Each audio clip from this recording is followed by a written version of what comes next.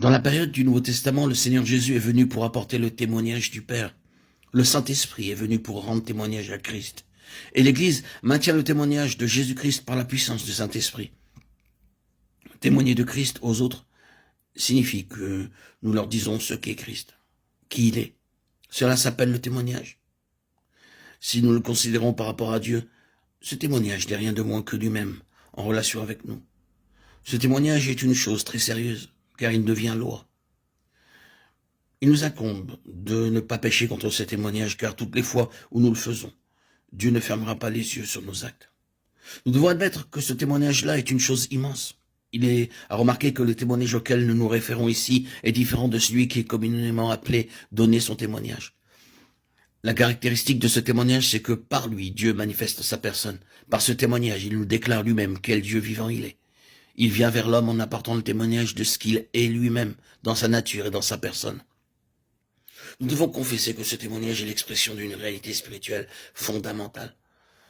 Tout ce qui n'est pas en rapport avec cette réalité absolue ne peut être en contact avec le témoignage. Nul ne peut en définitive porter le témoignage de Dieu, puisque d'éternité en éternité, le témoignage divin est exprimé par Dieu lui-même.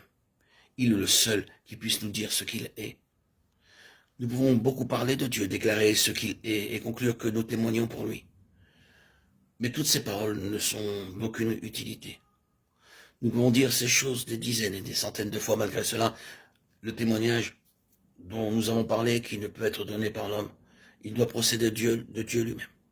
S'il ne parle pas, il n'y aura pas de témoignage. Comprenons bien l'importance de ces choses. Si Dieu ne décide pas de dire ce qu'il est, qui peut témoigner à sa place? Nous pouvons parler sans cesse, mais ce ne sera d'aucune utilité, car c'est nous qui parlons.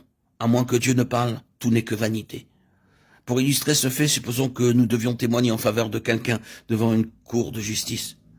De quelle valeur seront nos paroles si, malgré notre éloquence, la personne concernée garde le silence et n'exprime rien du tout?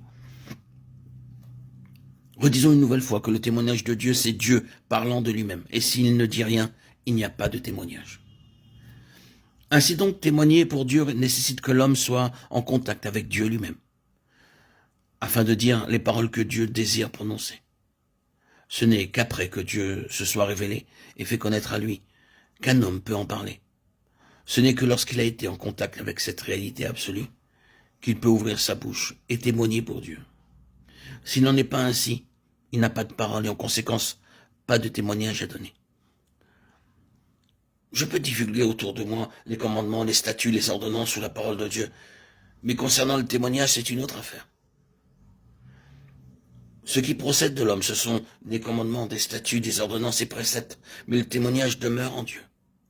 Ces différents aspects sont extérieurs, tandis que le témoignage est l'absolue réalité, demeurant en Dieu.